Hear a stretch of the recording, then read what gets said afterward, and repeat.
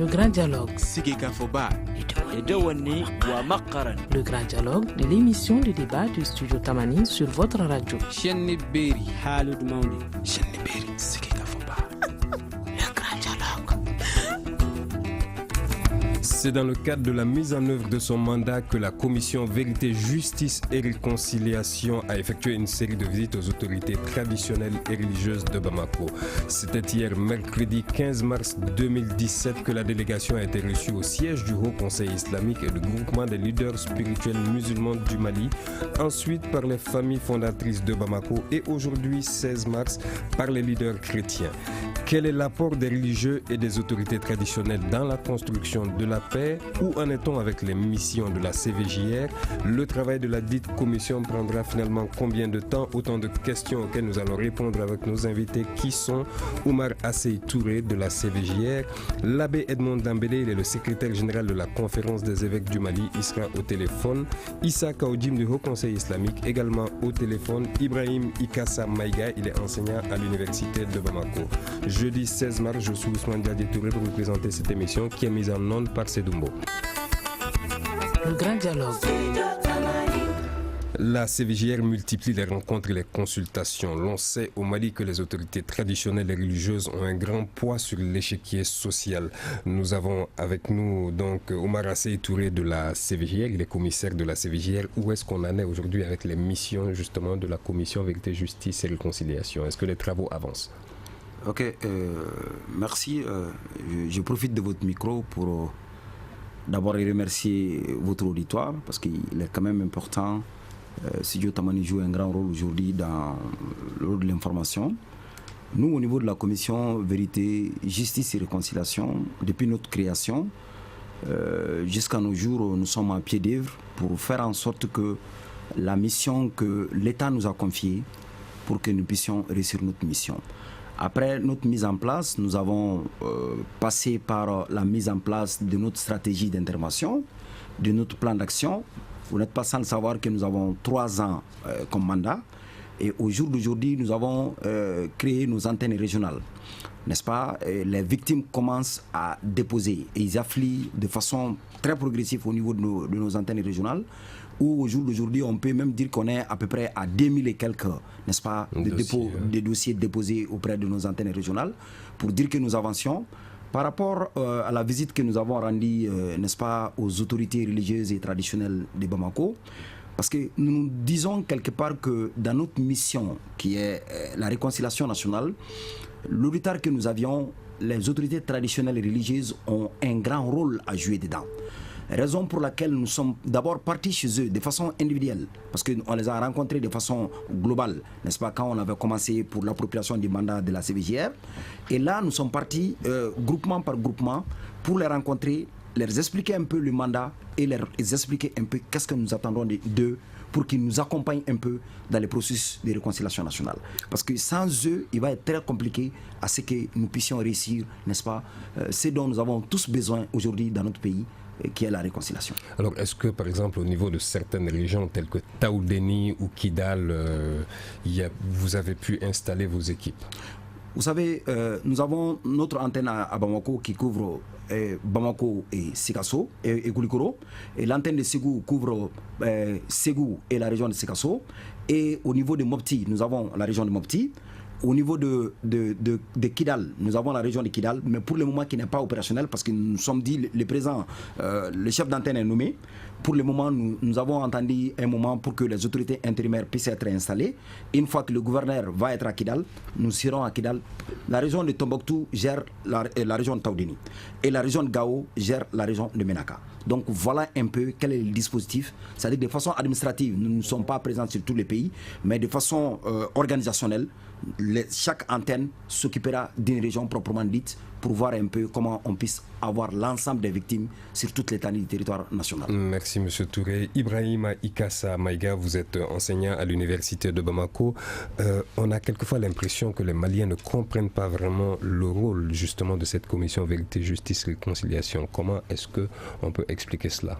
Merci bien M. Touré, merci à Oumar Touré aussi pour sa présence sur le plateau. plateau et justement cette communication assez importante dont les populations ont besoin.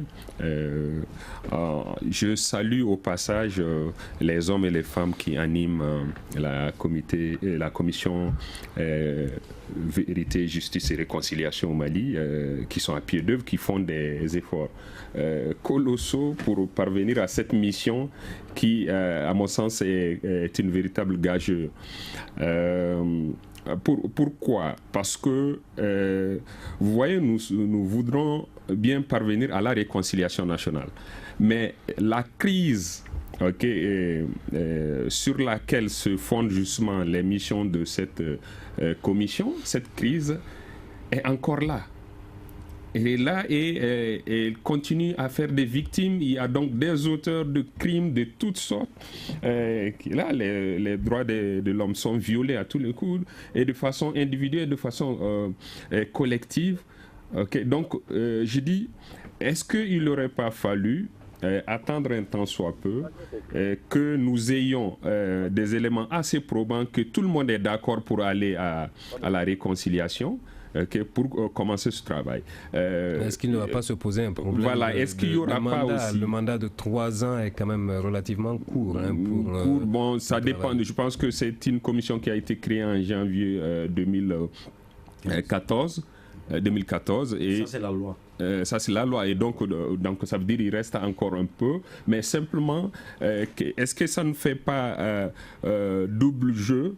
Est-ce qu'il n'y a pas empiètement entre les missions de cette commission et celle de la conférence d'entente nationale, qui aussi veut aboutir à un pacte de réconciliation entre tous les Maliens.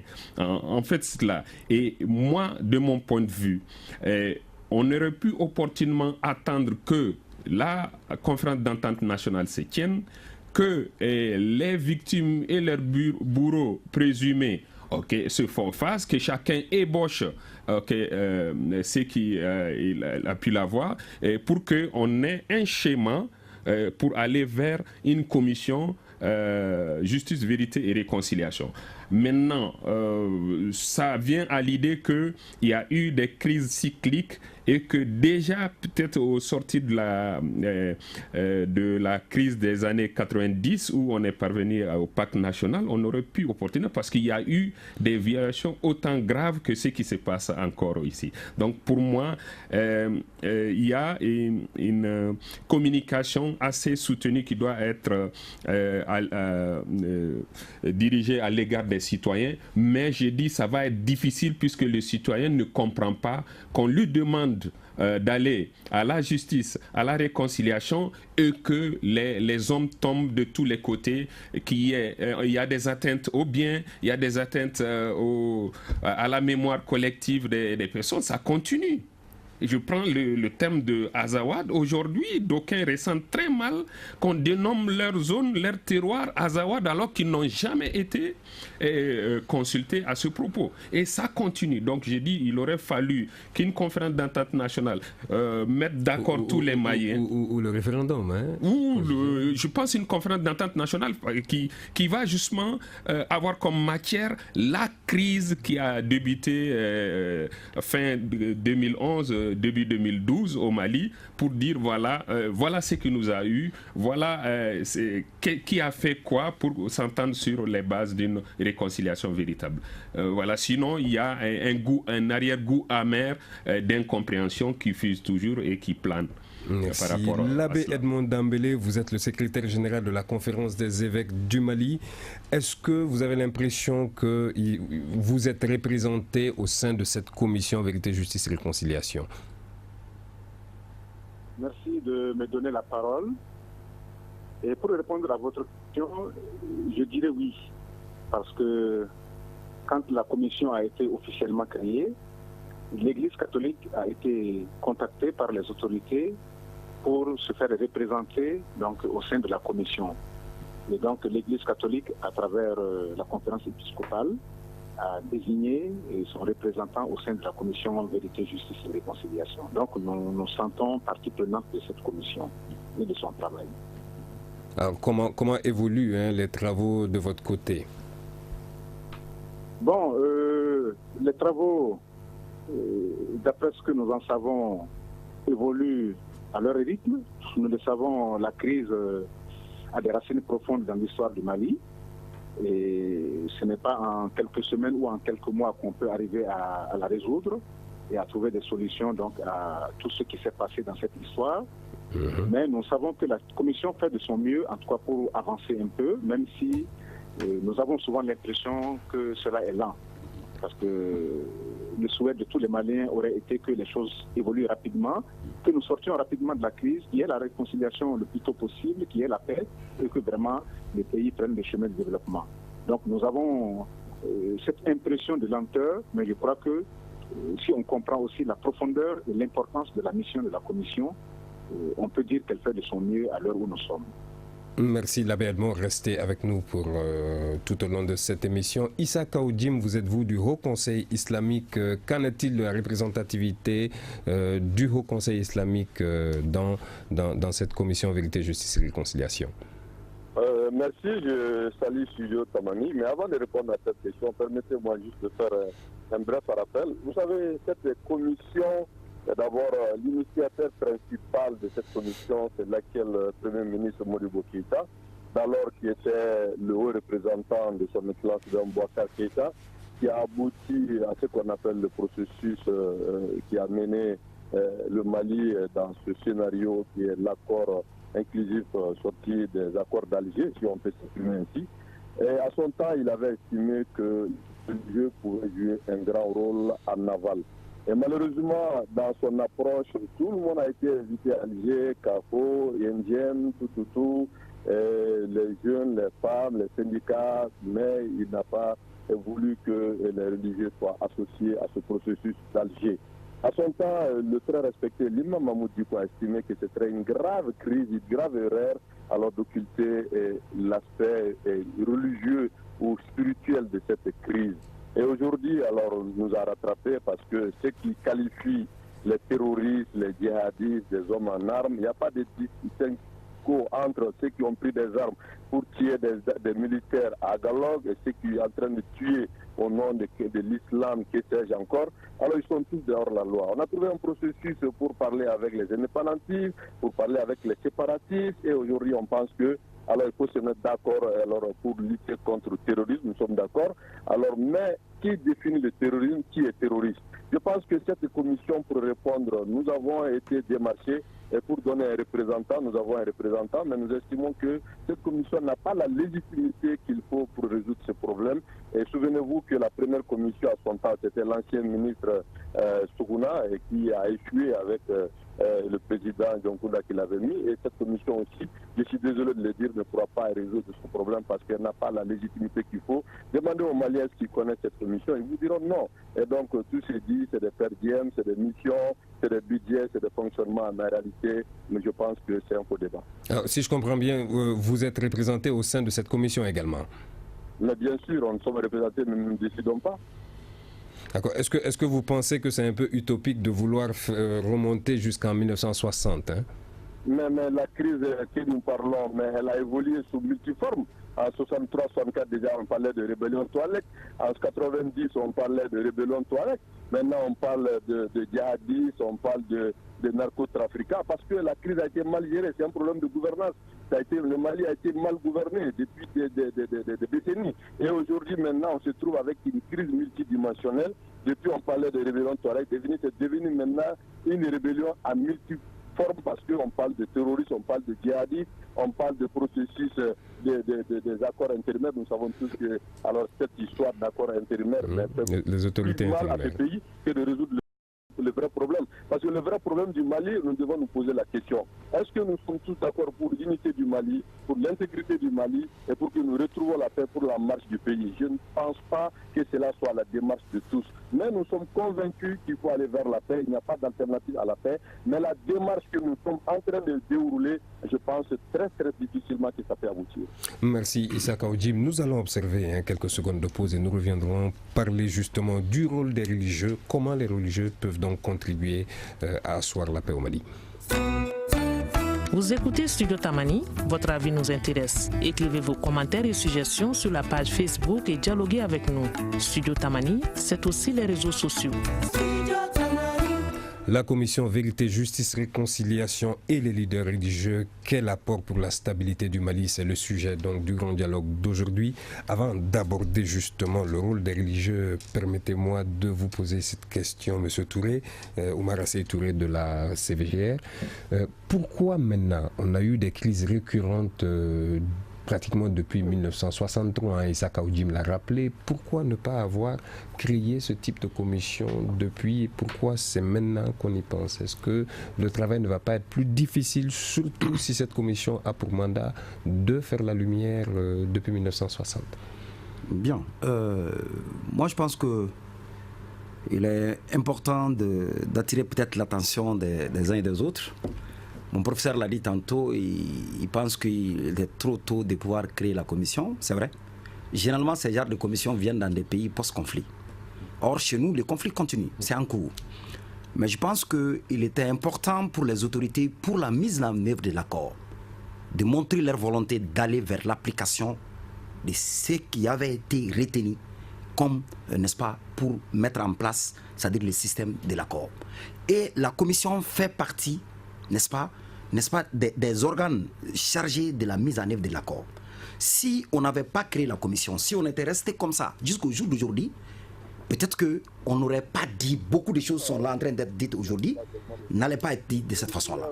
Mais au jour d'aujourd'hui, la commission, peut-être que les gens constatent que nous sommes un peu lents dans notre travail, c'est vrai. C'est une nouvelle situation que personne dans notre pays ne connaissait pas, c'est une justice transitionnelle. Il fallait, après la mise en place des commissaires, il fallait que les commissaires d'abord renforcent leurs capacités pour savoir faire face, n'est-ce pas, à leur nouvelle mission, ce qui a été fait.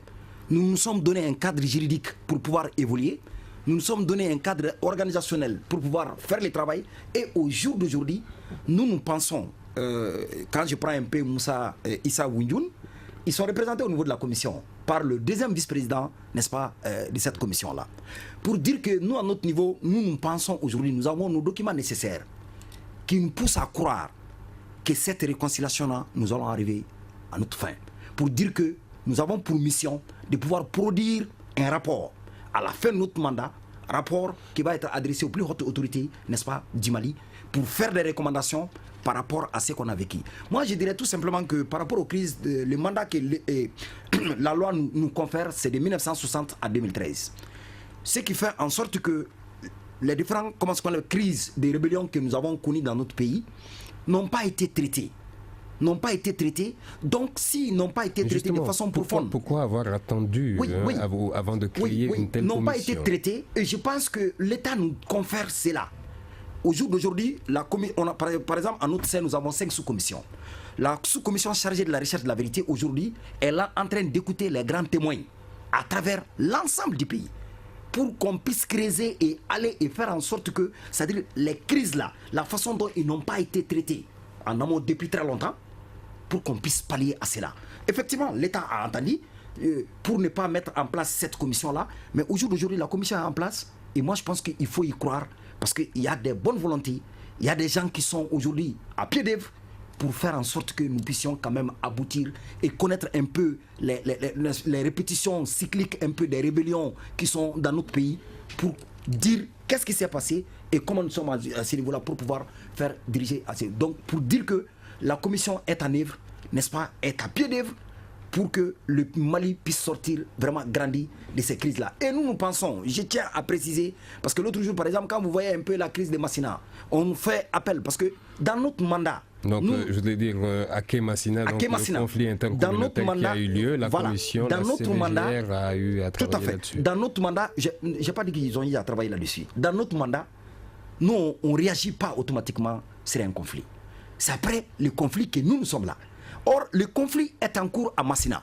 Nous, notre rôle, nous n'avons pas, dans le mandat que l'État nous confère, nous n'avons pas ce droit. Donc, pour préciser que, pour éviter que les gens puissent faire de l'amalgame, parce qu'à chaque fois qu'on voit une crise péter dans une localité, les gens pensent à la commission. Or, en réalité, dans notre mandat, ce n'est pas notre travail. Notre travail, c'est de pouvoir savoir qu'est-ce qui s'est passé concrètement après la crise. Savoir les victimes, prendre l'aide de position Et après, les bourreaux maintenant peut-être peuvent être recherchés par nos enquêteurs que nous sommes en train de recruter. Merci M. Touré. On va revenir tout à l'heure pour parler justement du rôle de la communication dans le travail de la commission. Alors, oui, Ibrahim Aïkassa souhaite réagir. Je voudrais bien réagir sur l'intervention de M. Omar Touré. Et je pense que c'est cette incompréhension que nous avons toujours exprimée par rapport à la mise en œuvre de l'accord. La commission Justice, Vérité et Réconciliation est une disposition de l'accord. Et quand vous prenez le texte de l'accord même, là, la conférence d'entente nationale est citée avant cette commission. Okay, mais on se retrouve que cette commission a été installée bien avant et commencé à travailler. Okay? Et ce que nous constatons, c'est que simplement, et M. Touré l'a dit, c'est que l'État est toujours pressé de montrer sa bonne volonté de mettre en œuvre l'accord, alors que les autres protagonistes ne le sont pas du tout. Et l'incompréhension est d'autant plus grande lorsque nous constatons que ce que nous désignons comme étant des présumés auteurs de crimes et de toute violation qui ont régné même la nationalité malienne, se retrouvent dans justement des organes comme la commission Vérité, Justice et Réconciliation. Je pense que la première vice-présidente était une cacique du MNLA, qui ont pris des armes, qui ont fait la rébellion, et qui finalement est devenue ministre. Je parle de Madame Nina. Vous voyez, mais quand elle avait été nommée... Au nom de la paix, justement, c'était pas une bonne chose. Oui, c'est bien beau. Au nom de la paix, pour des gens qui n'ont jamais renoncé à leur intention primaire, je l'ai toujours dit ici, et vous voyez la situation de Kidal, et je doute fort qu'il y ait des victimes à Kidal, à Menaka ou à Ber ou au-delà même de Gao, à Bourem, en Songo, mais qui ne peuvent pas exprimer leur mal simplement parce que l'État n'est pas présent. C'est les groupes armés qui continuent à régenter ces zones-là. Et donc, les séances d'écoute qui sont en train d'être organisées aujourd'hui, mais ces gens-là ne prendront pas. Il suffit qu'ils fassent un voyage sur Gao ou Tombouctou. Donc, vous êtes un peu d'accord avec Issa Kaoudjim quand il dit que cette commission... Je pense que j'avais commencé... J'ai commencé par cela, j'ai dit ça. Je salue la volonté des hommes et femmes qui animent cette commission, mais j'ai dit ça serait un coup d'épée dans l'eau et on tournera toujours en rond parce que l'objectif recherché ne sera pas véritablement parce que les autres protagonistes qui ont créé la crise ne sont pas installés dans cette logique de paix et de réconciliation. Voilà un peu ce que je voulais dire. Merci Ibrahim Aïkassa. L'abbé Edmond, parlez-nous un peu du rôle des religieux dans la stabilisation du pays. On a vu d'ailleurs ce matin qu'une trentaine de leaders religieux de la région de Mopti ont participé à une formation sur la gestion de conflits communautaires. On a vu ce conflit communautaire qui a fait des morts dans la région de Ségou, plus précisément à Kémassina. On a vu que les religieux de toutes parts, chrétiens et musulmans, ont joué une part active dans la stabilisation de la zone. Oui, je pense que le premier rôle même des leaders religieux, c'est ça, c'est de travailler à la paix entre les hommes, à la réconciliation entre les hommes et Dieu, et à ce qu'il y ait les conditions d'un bien-être pour tous les humains. Et le rôle des leaders religieux, c'est la prière sert à cela, ainsi que toutes les actions que le leader religieux doit poser. Donc je crois que pour le cas du Mali, les leaders religieux que nous sommes, notre mission aujourd'hui consiste à œuvrer pour la paix, à appeler à la paix, à faire passer des messages de paix aux populations, à montrer par notre comportement et une certaine sincérité dans ce que nous disons et dans ce que nous faisons que nous voulons le bien du Mali et que nous voulons le bien-être des Maliens. Donc je pense que c'est d'abord ça ce que les Maliens et ce que l'État attend de nous. Ce que aussi le Mali attend de nous aujourd'hui, en tant que leader religieux, musulmans et chrétiens, c'est que notre parole et tout ce que nous allons faire, que cela justement contribue à soutenir l'État dans sa volonté. Tout à l'heure, quelqu'un parlait de la volonté de l'État, qui est toujours là en première position, à vouloir montrer qu'il veut justement travailler pour la paix, pour la réconciliation, ce qui fait que quelquefois on a l'impression que l'État est en avance dans ses intentions par rapport aux autres. C'est vrai. En tant que leader religieux, voyant ce que la crise a fait au Mali comme mal, notre mission aujourd'hui, c'est surtout de travailler en sorte à ce que nous sortions rapidement de cette crise. Alors je pense que nous devons d'abord être les premiers à nous sensibiliser pour que chacun de nous se sente concerné. Il ne faudrait pas que certains leaders religieux appellent à la paix pendant que d'autres appellent ou en tout cas œuvrent dans l'obscurité ou à la lumière dans le sens contraire. Nous devons tous travailler dans la même direction, ainsi que tous les Maliens d'ailleurs. Ce n'est pas seulement un appel à lancer aux Maliens ou aux leaders religieux, mais c'est à l'ensemble des Maliens, de l'intérieur comme de l'extérieur, que chacun apporte sa contribution. Mais les leaders religieux ayant une position un peu plus forte au sein de la société peuvent davantage contribuer à ce que cette paix soit une réalité, à ce que la réconciliation soit une réalité. Donc je pense que notre rôle est assez important, tant au niveau de nos responsables, au niveau de la nation, que au niveau de chaque leader religieux dans sa contrée. Parce que chaque leader religieux dans sa contrée aussi a une certaine force sur les populations auprès desquelles il vit. Et donc chacun de nous doit œuvrer là où il est pour qu'ensemble, justement, nous puissions ramener la paix dans les cœurs et aussi dans les esprits. Merci Issa. Nous avons un grand rôle à jouer. Merci Issa Kaoudim du Haut Conseil islamique. On a plusieurs fois indexé, surtout quand on parle de terrorisme, il y a parfois une stigmatisation justement de cette religion musulmane. Quel devrait être justement le rôle du leader religieux que vous êtes pour asseoir la paix dans le Mali et surtout pour réveiller les esprits par rapport au terrorisme? Est-ce que Issa Kaoudim est avec nous? Alors, le temps que la technique justement puisse rejoindre Issa Kaoudim, Oumar Touré de la CVJR, quelle est donc la spécificité de cette commission quand on la compare par exemple au Gachacha du Rwanda ou on a vu la commission Vérité, Justice, Réconciliation également de l'Afrique du Sud, et on voit surtout qu'on a mis en avant la vérité d'abord, la justice ensuite. Alors, quel type de justice est-ce qu'on voudrait avoir? Est-ce que ça va être la justice classique ou on va plutôt se pencher vers une espèce de justice transitionnelle? Oui. Je tiens à préciser que nous avons une justice réparatrice. Ça n'a rien à voir avec la justice classique, pas du tout. Si les victimes, après leur déposition, pensent que nous, dans notre chemin, nous souhaiterons que victimes et bourreaux puissent se pardonner et que la réconciliation puisse être faite à ce niveau-là. Si cela n'est pas le cas, une victime qui n'est pas d'accord est obligée d'aller devant les tribunaux pour pouvoir porter plainte. Voilà. Donc ça, c'est notre vision là-dessus. Maintenant, par rapport à la justice classique, les cas qui s'est passé au Rwanda, vous savez, moi j'ai été personnellement au Rwanda pour voir un peu, nous inspirer un peu de l'expérience que ces gens-là ont. Vous savez, quand vous partez à ce niveau-là, nous avons vu dans des associations au Rwanda où il y a des bourreaux et leurs victimes, ils sont dans les mêmes associations. Ils sont en train d'évoluer pour la réconciliation dans leur pays. Ça donne beaucoup de leçons. Les Gachacha, et à leur niveau, ils ont joué, c'est un principe de justice traditionnelle, et c'est ce qui a abouti, n'est-ce pas, à la mise en place d'un programme d'éducation civique, n'est-ce pas, citoyenne, et qui fait d'aujourd'hui les citoyens du Rwanda est respectueux par rapport aux institutions et par rapport à l'État. N'est-ce pas? Nous pensons dans notre chemin, dans notre mandat, il est prévu exactement, n'est-ce pas, de passer par les mêmes scénarios, de former un citoyen modèle qui viendra peut-être demain pour dire que voilà, la commission Vérité, Justice et Réconciliation du Mali a pu apporter tel que pour le renouveau, n'est-ce pas, d'un nouveau Malien, qui fera en sorte que nous puissions quand même connaître un peu le béaba de ce qui se passe autour de notre État. Donc voilà un peu, ça fait partie de notre mission et nous n'avons pas le choix de nous déduire de cela. Nous sommes obligés, n'est-ce pas, d'aller pour former un nouveau citoyen pour le Mali. Merci. Issa Kaoudim est en ligne finalement. Issa Kaoudim, quel doit donc être le rôle du leader religieux que vous êtes dans la construction de la paix, surtout en aidant justement cette commission à prospérer? Quand on parle aujourd'hui islam, il y a le stigma forcément terrorisme. Quel doit être votre rôle dans l'éveil de conscience par rapport à tout cela? Moi, je pense que je peux me permettre de reformuler la question. Je pense que le problème de fond, il est occulté. On tourne en rond dans cette affaire. La commission n'est qu'un instrument. D'abord, c'est né d'une volonté politique. La commission n'est qu'un instrument de mise en œuvre de l'accord de paix. Alors, l'accord de paix en elle-même est en difficulté parce que nous sommes dans la crise. Et le fait d'échanger alors de main, en réalité, plus que jamais, le Mali s'est installé dans la crise.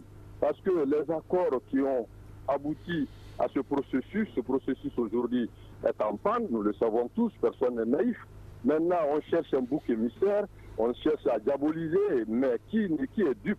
Le vrai problème du Mali, c'est quoi? C'est qu'aujourd'hui, la communauté internationale n'a pas tenu ses engagements et puis les instruments qui ont été mis en place pour essayer d'être le mécanisme de mise en œuvre de l'accord aujourd'hui ne fonctionnent pas. Il y a beaucoup de dysfonctionnements. Et donc les populations sont partagées entre le doute et l'espoir. Et aujourd'hui, on veut essayer alors de donner un rôle biaisé aux religieux, parce que cette commission dialogue, vérité et réconciliation, naturellement, devrait être l'affaire des religieux. La justice classique est là, ça c'est le droit positif qu'il connaît. Maintenant, on parle de crise, il faut un mécanisme qui prend en compte nos valeurs sociétales et religieuses. Et donc, à sa tête, vous ne pouvez pas mettre des administrateurs, des politiciens, et pour qu'ils gèrent ça. Parce que ce n'est pas une question de l'opposition majorité, mais il s'agit du Mali réel. Donc, moi, je pense qu'en réalité, cette commission, elle a déjà échoué, malheureusement. Donc, il n'y a pas de solution. Sinon, les leaders sont dans leur rôle. Voyez-vous, le Haut Conseil islamique du Mali a fait un meeting, et allé à Massina pour réconcilier les gens, et ça n'a pas attendu la commission, n'a pas attendu un budget pour faire cela. Nous sommes dans notre rôle dans tous les jours, que ce soit les mosquées, que ce soit les temples, que ce soit les églises, que ce soit les leaders traditionnels. Je pense que le vrai problème, c'est l'institutionnel classique hérité du système colonial qui a montré ses limites et qu'aujourd'hui, il faut reformuler et trouver les voies et moyens pour résoudre le vrai problème par les Maliens et surtout par les Maliens. Parce que seuls les Maliens pourront résoudre ce problème. Je suis désolé, cette commission est un échec. Merci Issaka Oudjim. Quelques secondes de pause, nous reviendrons vous permettre de réagir.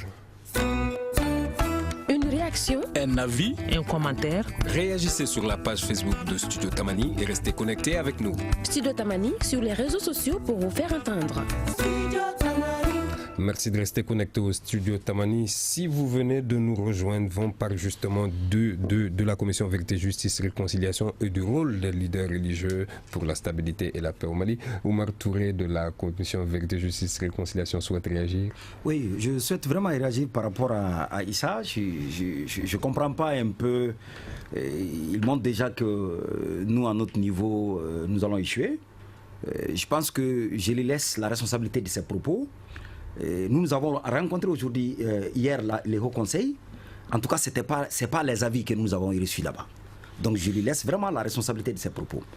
Et nous osons croire que nous, à notre niveau, il est clair que nous avons la volonté d'aller vers cela et que les victimes continuent à déposer leurs dépositions auprès de nos antennes et que nos preneurs de déposition sont là pour faire leur travail. Et l'accompagnement psychologique, médico-psychologique par rapport aux victimes qui sont dans les besoins urgents sont en train d'être faits. Et nous pensons que, nous à notre niveau, nous pensons que nous allons réussir cette mission-là. Parce que la composante, elle est quoi? C'est composé de religieux, c'est composé de la société civile. Justement, le rôle des leaders traditionnels également là-dedans. Ils sont tous dedans. La société traditionnelle du Mali, les religieux, les hauts conseils islamiques, l'église spirituelle, que ce soit ce qu'on appelle l'église catholique, les femmes, les jeunes, à travers moi-même, les jeunes. Moi, je suis arrivé par le biais du Conseil national de la jeunesse pour dire que l'ensemble, n'est-ce pas, de ces structures-là ont été consultés pour envoyer les noms de leurs représentants. Donc, mettre un administrateur à la tête, je pense que l'administrateur là ne fait que coordonner les activités. Ça n'a rien à voir. Il ne peut pas du tout influencer le travail de la société civile par rapport aux gens qui travaillent là-dessus. Alors, Ibrahim Kassa, quel est votre avis? Merci bien. On semble se tirailler un peu. Je pense qu'en fait, peut-être qu'il y a une incompréhension de fond. Est-ce que vous pensez qu'il y a des avancées réelles déjà dans le travail de cette commission?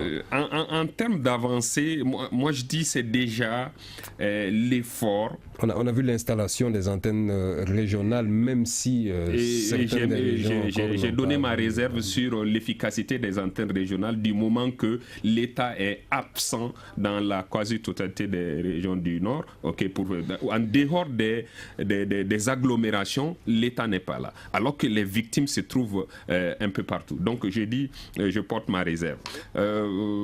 Et aujourd'hui, les bourreaux, en comparant la situation des bourreaux et des victimes, des supposés bourreaux victimes, aujourd'hui au Mali, par rapport à ce qui prévaut au Rwanda, c'est qu'au Rwanda, les bourreaux ont fait amende honorable. Les bourreaux ont fait leurs aveux, ils ont demandé pardon et les victimes ont accepté. Et finalement, les gens se sont mis ensemble. Mais au Mali, les bourreaux continuent à snober, y compris l'État.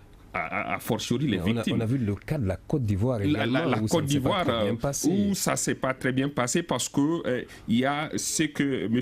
Jim évoquait tout de suite, une administratisation donc de la chose, excusez-moi du néologisme, mais c'est dire on fait le tout administratif et on espère que ça va marcher. J'aurais préféré, comme je le disais à l'entame, que la conférence d'entente nationale travaille et des débats entre les populations réelles qui sont impliquées dans la crise en termes d'auteurs et de victimes, okay? Et en ce moment, les représentants légitimes de ces populations, dans lesquelles les victimes ont confiance, dans lesquelles les bourreaux supposés ont aussi confiance, compose donc une structure de ce genre et puisse justement écouter sur une base sincère les uns et les autres et dégager une porte de sortie en termes de voie vers la réconciliation et la paix. Parce que on risque fort de tourner en rond, la crise étant encore présente. On a vu le cas de Massina, mais Massina, c'est les suites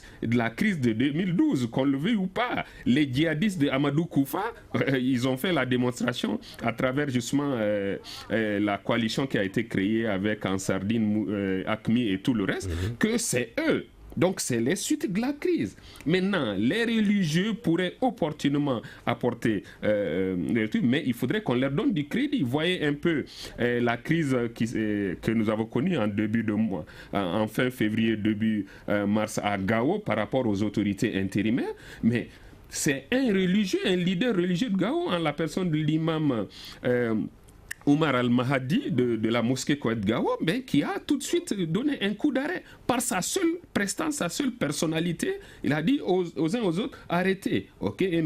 Maintenant, il faudrait bien que l'État et les autres protagonistes respectent les engagements qui ont amené l'imam à intervenir dans ce sens. Et ça, c'est véritablement le chantier qui sera ouvert. Parce que avoir un pacte, avoir un accord, avoir un pacte de réconciliation entre les victimes et les bourreaux, ça ne suffit, mais véritablement mettre ça en application en termes de réparation ou autre, ça n'est une autre. Parce que souvent, c'est des engagements, pas seulement en termes monétaires ou autres, mais c'est des comportements qui doivent changer. C'est qu'on se dise qu'il n'y ait plus des citoyens maliens qui sont prêts au premier coup à régner la nationalité malienne. Ça, c'est très grave. Mais on a banalisé ça. Qu'on prenne des armes contre l'État et qu'on agresse les populations. Ce n'est même pas l'État. Les populations, on les exproprie de leurs biens, de leurs véhicules, de tout. On les blesse, on les tue. Il y a des violations graves des droits humains. Et les enfants ne vont plus à l'école. La santé n'est plus assurée. Est-ce que vous comprenez? Il y a la terreur. Vous voyez, les groupes armés continuent à tirer à Tombouctou. Vous voyez, l'État est absent et on voudrait quand même continuer à rassurer les gens par rapport à cette voie vers la réconciliation. Ça va être très difficile. Je ne suis pas aussi pessimiste que M. Jim, mais je vais dire que ça va être très difficile. J'ai bien peur que ça ne soit un coup d'épée dans l'eau. Merci. L'abbé Edmond Dambélé, comment est-ce qu'on peut faire selon vous pour avoir le soutien des Maliens, pour justement avoir une bonne marche de cette commission? Issa Kaoudim l'a dit, on a l'impression que les Maliens ne savent pas vraiment ce que cette commission devrait faire. Bon, je crois que ce n'est pas peut-être totalement faux, parce que ce matin, nous avons effectivement rencontré les membres de la commission vérité et de réconciliation à l'archevêché de Bamako. Et ce que nous leur avons demandé effectivement, c'est de renforcer la communication. Parce qu'effectivement, nous avons l'impression que beaucoup de Maliens ne connaissent pas encore les missions assignées à la commission. Beaucoup ignorent l'existence de cette commission, et pour ceux qui savent qu'elle existe, beaucoup ne savent pas quelle est sa mission, quels sont les objectifs qui ont été assignés à cette commission. Donc, nous leur avons demandé ça. Il faudrait beaucoup plus de communication pour que nous sachions que cette commission existe, qu'elle existe pour nous, pour chaque Malien, pour chaque Malienne, qu'elle existe pour la paix, pour la réconciliation et pour l'unité du Mali. Et que, connaissant les missions donc, de cette commission, chaque Malien, là où il se trouve, puisse lui apporter son soutien. Donc, je pense qu'à ce niveau, cette information, à beaucoup de niveaux. Donc, nous l'avons rappelé ce matin aux membres de la commission et nous avons demandé à ce qu'ils travaillent davantage à se faire connaître davantage des Maliens pour qu'elles puissent mieux travailler. Parce qu'elles ne travaillent pas pour elles, elles travaillent pour les Maliens d'abord. Voilà. Au-delà de l'État, elles travaillent pour les Maliens. Donc, que la commission se fasse connaître. Et deuxièmement, je pense qu'il faudrait éviter, comme les uns ou les autres l'ont dit aussi, que la commission soit trop administrative. Parce que c'est ça qui va en ce moment paralyser un peu son travail. Qu'elle soit une commission qui travaille sur le terrain, qui aille vers les populations, même si les populations sont invitées à venir vers les représentants de cette commission ici à Bamako et partout où elle a des antennes, mais que la commission elle-même aussi aille vers les citoyens, non seulement pour les informer, mais pour leur dire, venez, nous sommes là pour vous et nous allons vous aider. Donc ça, nous demandons aussi cet effort à la commission, qu'elle évite d'être trop administrative et qu'elle joue un rôle plus populaire, plus social auprès des populations. Et la troisième chose que je demanderais, donc, ce serait que nous, les leaders religieux, que tous ceux qui peuvent aider la commission, que nous fassions de notre mieux. Il ne faudrait pas que nous soyons trop pessimistes déjà pour dire que la commission va échouer ou bien elle n'aura pas peut-être suffisamment de résultats. Je pense que vu la profondeur de la crise, chacun de nous doit tout faire aujourd'hui pour que nous sortions vite de cette crise et surtout pour que nous ne retombions plus dans une autre crise. Donc la contribution de chacun est importante là où il se trouve. Voilà. Qu'on soit membre de la commission ou pas, et c'est à chacun de nous d'œuvrer selon ses capacités, selon sa position, selon ses pouvoirs, pour que nous sortions de cette crise et que nous ne retombions plus dans une autre crise. Donc c'est l'appel que moi je voudrais donc lancer à tout le monde. Merci l'abbé Edmond Dambélé. Issa Kaoudim du Haut Conseil islamique, comment justement rectifier le tir pour que cette commission soit vraiment efficace aujourd'hui? Je pense que l'efficacité, c'est en synergie, en allant ensemble. Notre pays a une histoire de laïcité vraie, c'est-à-dire que les gens s'acceptent mutuellement. Nous sommes des religieux, musulmans, catholiques, protestants, religions du terroir. C'est ça qui fait le charme et la beauté de notre pays, sa spécificité. Donc nous ne réussirons jamais si nous ne prenons pas en compte ces valeurs. Je prends un exemple, l'union sacrée entre les musulmans, les chrétiens pour des questions essentielles de notre pays. Vous avez vu une visite historique en Europe pour dire qu'au Mali, il n'y a pas de problème entre les religions. Je pense que cette commission devrait endosser d'abord vraiment les leaders charismatiques, des leaders de référence qui ont une légitimité. Et malheureusement, on a débauché ça et là, mais la tête elle est administrative et ce n'est pas un problème administratif et je suis désolé de le dire, il faut aller en synergie, il faut se remettre en cause et pour que nous trouvions des voies et moyens pour sortir notre pays de cette crise qui ne fait pas le bonheur de notre pays. Alors je pense qu'aujourd'hui chacun doit faire vraiment un mea culpa et pour mieux répartir et je pense que c'est en cela que la commission trouvera les vraies ressources pour aller de l'avant et que les populations puissent s'en approprier et accepter cette commission si elle a l'adhésion des religieux, des leaders traditionnels, parce qu'aujourd'hui elle est administrative, elle est budgétivore, elle a un budget de fonctionnement, elle fait comme font les Occidentaux, alors que notre problème est malien et le traitement ne peut être que malien et la solution ne viendra que de nous-mêmes. Voilà ce que j'ai ajouté. Merci Sakaoudim. Très rapidement, en une minute, Oumar Assey Touré de la CVG. Bon, moi peut-être que je profite, peut-être si c'est les derniers mots, profiter de votre antenne pour lancer toujours, n'est-ce pas, un appel pressant aux victimes, n'est-ce pas, pour venir faire leur déposition auprès de nos antennes. Les victimes, quelles que soient, il a dit tantôt, ils sont partout, ceux qui sont réfugiés à Bamako ou ils peuvent aller à l'antenne la plus proche, n'est-ce pas, pour faire leur déposition. Et nous osons croire que toute cette année-là, 2017, c'est la période où les victimes doivent déposer auprès de nos antennes. Et en 2018, les enquêtes vont commencer et peut-être qu'après fin 2018, nous osons croire que notre rapport et notre recommandation pourra être remis à qui des droits. Alors, est-ce que vous avez quelques politiques qui vont un peu plus à l'endroit des différentes populations et surtout expliquer le rôle de cette commission Vérité, Justice et Réconciliation au Mali? Vous savez, quand nous avons commencé, on a d'abord commencé par l'appropriation du mandat de la CVJR. On a rencontré pratiquement l'ensemble des couches de la société malienne. L'ensemble. Je dirais bien l'ensemble. Mais il reste à dire que la communication, il n'y a pas de trop. Comme on le dit, on doit encore reprendre. Il n'y a aucun problème pour qu'on puisse aller, pour que les mandats de la CVGR puissent être calés par tout le monde. Donc je m'excuse vraiment. Merci beaucoup Oumar. Mesdames et messieurs, merci d'avoir suivi cette émission. Merci à vous mes chers invités. Cette émission a été réalisée par Ibrahim Aram Diallo. Sedumbo était à la mise en onde, Gagné Kanté à la régie vidéo. Vous pouvez la retrouver sur notre site www.studiotamani.org. Merci, à demain pour une autre émission. Le grand dialogue.